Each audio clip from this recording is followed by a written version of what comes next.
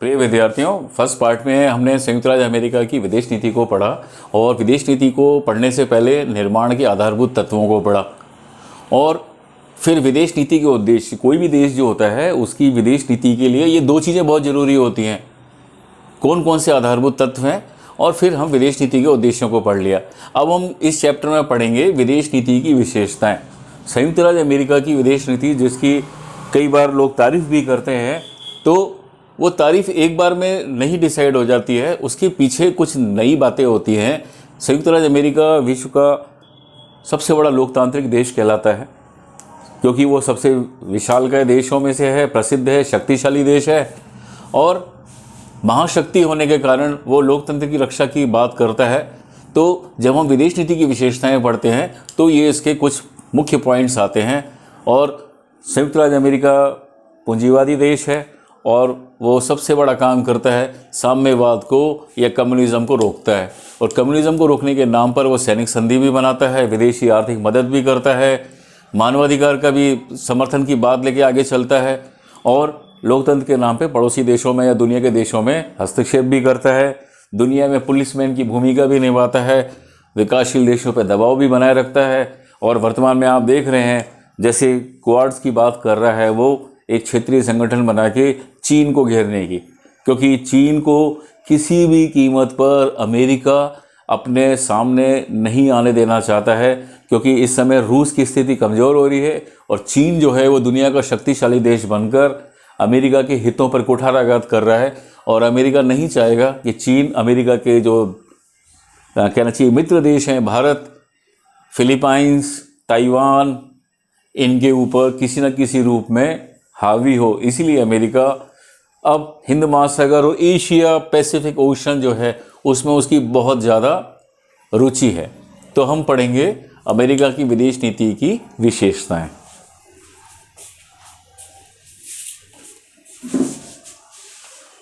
विदेश नीति की विशेषताएं। द्वितीय महायुद्ध के बाद हम अमेरिका की विदेश नीति को देखते हैं तो कुछ प्रमुख विशेषताएं हमें नजर आती हैं। नंबर 1, साम्यवाद का अवरोध।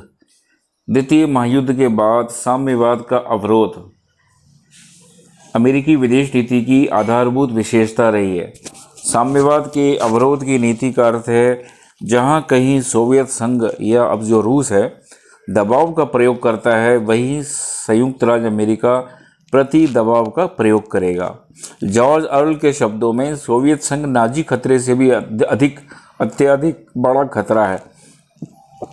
अमेरिकी विदेश नीति के अन्य सभी तत्व, द्विध्रुवीय या बहुपक्षीय सुरक्षा संधियां, सैनिक संगठन, विदेशों में सैनिक अड्डों की स्थापना, शस्त्रों की होड़ आदि साम्यवाद के अवरोधक की नीति के परिणाम थे।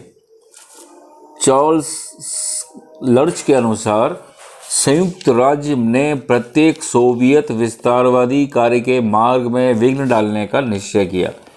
विश्व के किसी भाग में जहां सोवियत संघ और चीन अपना साम्राज्य फैलाना चाहते थे, वहां संयुक्त राज्य विरोध करने के लिए कृत संकल्प था।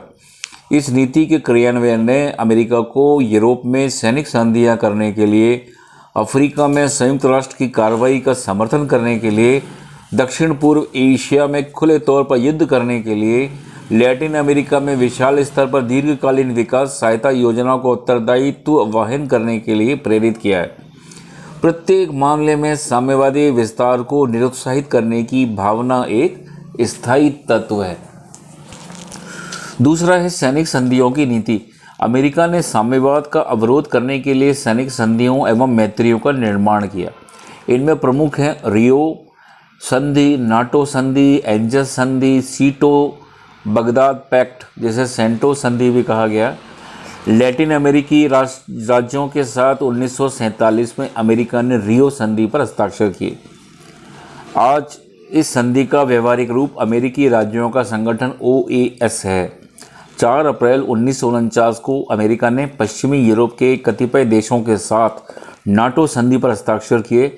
दक्षिण पूर्व एशिया और दक्षिण पश्चिम प्रशांत महासागर क्षेत्र को साम्यवाद से बचाने के लिए 1957 में मनीला सीटो संधि पर हस्ताक्षर किए। 1951 में ऑस्ट्रेलिया, न्यूजीलैंड और अमेरिका ने एंजस समझौते पर हस्ताक्षर किए। अमेरिका ने जापान, ताइवान तथा पाकिस्तान के साथ द्विपक्षीय संधियां की। इनके अतिरिक्त यूरोपीय राष्ट्रों की सैनिक शक्ति को बढ़ाने के लिए 25 जुलाई 1949 को पारस्परिक प्रतिरक्षा सहायता कार्यक्रम को शुरू किया और 1951 में पारस्परिक सहायता सुरक्षा कानून बनाया। शीत युद्ध के अंत के बाद भी अमेरिका नाटो के विस्तार के लिए कृत संकल्प है। अमेरिकी पहल पर भी पूर्वी यूरोप के 3 प्रमुख देश पोलैंड, हंगरी और चेक गणराज्य को नाटो में शामिल कर लिया गया है। नेक्स्ट है विदेशी आर्थिक सहायता की नीति। विदेशी आर्थिक सहायता अमेरिकी नीति का अभिन्न अंग है। विदेशी आर्थिक सहायता कार्यक्रम के कई उद्देश्य हैं। नंबर 1, आर्थिक सहायता द्वारा राष्ट्रों को आत्मनिर्भर बनाना। दूसरा, आर्थिक और तकनीकी सहायता देकर साम्यवाद के खतरे को टालना। तीसरा, आर्थिक और सैनिक सहायता द्वारा विदेशों में पारस्परिक महत्व की सुविधाओं, सैनिक अड्डों, बंदरगाहों आदि की सुविधा प्राप्त करना। द्वितीय महायुद्ध के बाद अमेरिका ने आर्थिक और तकनीकी सहायता के कई महत्वपूर्ण कार्यक्रम शुरू किए, जैसे उदार पट्टा कार्यक्रम। इसके अंतर्गत दी जाने वाली अमेरिकी आर्थिक सहायता की कुल राशि 1945 तक $49.1 बिलियन तक पहुंच गई थी। सहायता प्राप्त करने वाले देश थे ब्रिटेन, फ्रांस, सोवियत संघ और चीन। मार्शल योजना। मार्शल योजना के अंतर्गत यूरोप के 16 राज्यों को 1948 से 52 की अवधि में $20 अरब की सहायता देना स्वीकार किया गया। इसका उद्देश्य यूरोप के राष्ट्रों को साम्यवाद से बचाना था। तीसरा है 4 सूत्री कार्यक्रम।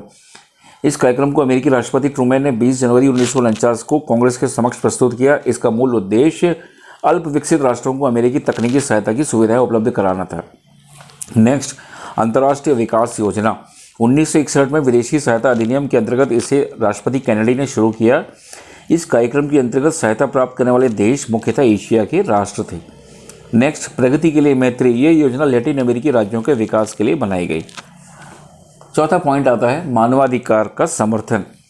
अमेरिकी विदेश नीति की एक महत्वपूर्ण विशेषता मानवाधिकारों का समर्थन करना है। कार्टर प्रशासन ने तो मानवाधिकार मुद्दे को अंतर्राष्ट्रीय राजनीति के ताने बाने में ठोस रूप में लपेट लिया। कार्टर प्रशासन ने मानवाधिकारों की देखरेख के लिए स्टेट डिपार्टमेंट में एक पृथक ब्यूरो की स्थापना की। अमेरिकी राजदूतों का यह व्यक्तिगत उत्तरदायित्व बन गया कि वे दूसरे देशों में मानवाधिकार संबंधी नीति को सही परिप्रेक्ष्य में प्रस्तुत करें।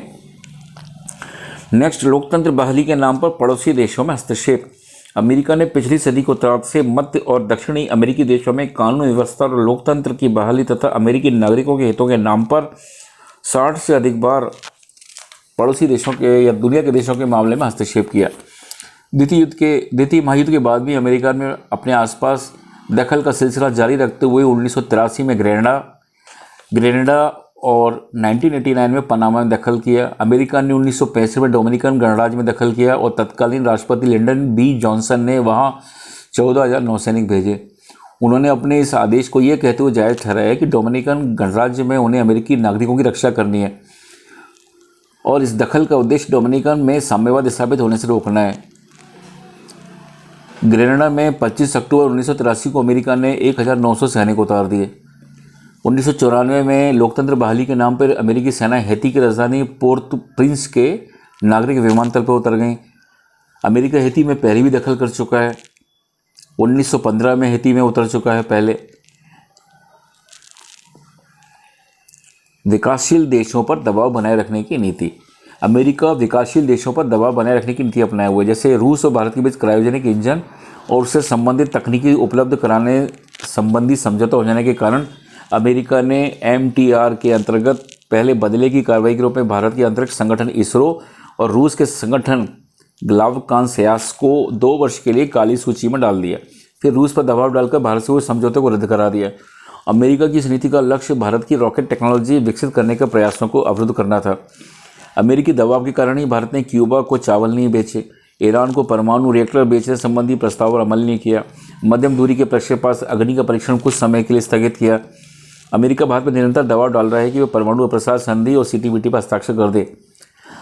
जब भारत ने मई 1998 में पोखरण में परमाणु परीक्षण किए तो अमेरिका के राष्ट्रपति क्लिंटन ने तुरंत ही भारत पर आर्थिक प्रतिबंध लगाने की घोषणा कर दी। नेक्स्ट है एशिया प्रशांत क्षेत्र में विशेष दिलचस्पी। पिछले लगभग 1 दशक में एशिया प्रशांत क्षेत्र का तेजी से विकास हुआ है और 21वीं सदी एशिया की सदी होने के जो अनुमान लगाए जा रहे हैं उसके कारण इस क्षेत्र के प्रति अमेरिका की दिलचस्पी कुछ ज़्यादा बढ़ गई है। शीत युद्ध की समाप्ति के बाद एशिया प्रशांत क्षेत्र में अमेरिका की बढ़ती दिलचस्पी का कारण यह भी है कि यूरोपीय साझा बाजार के देश अब अमेरिकी माल और पूंजी के उपयुक्त बाजार नहीं रहे।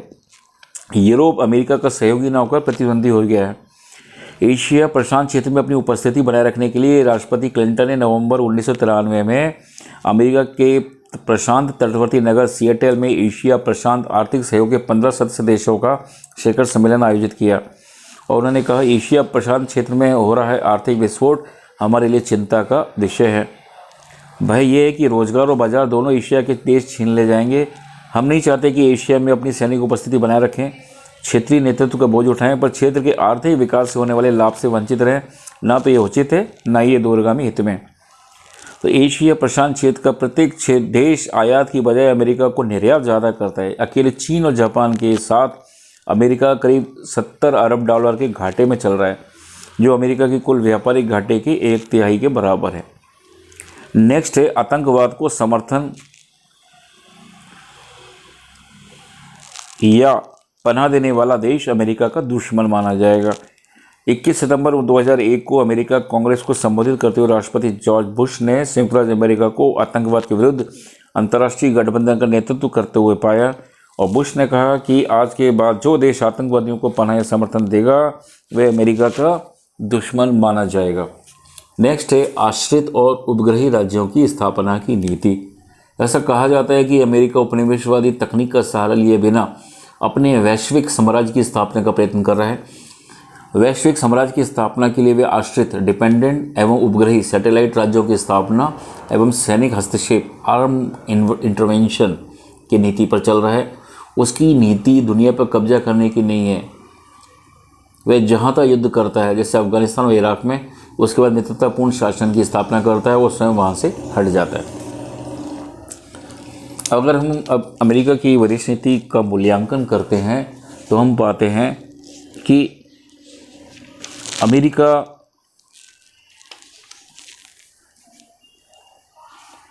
अपनी नीति में अपने हितों के ऊपर बहुत ज़्यादा ध्यान केंद्रित करता है।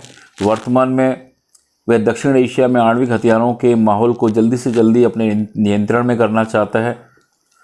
वह अब पाकिस्तान के स्थान पे भारत को ज़्यादा महत्व देता है और चीन से मुकाबला करने के लिए भारत, ऑस्ट्रेलिया,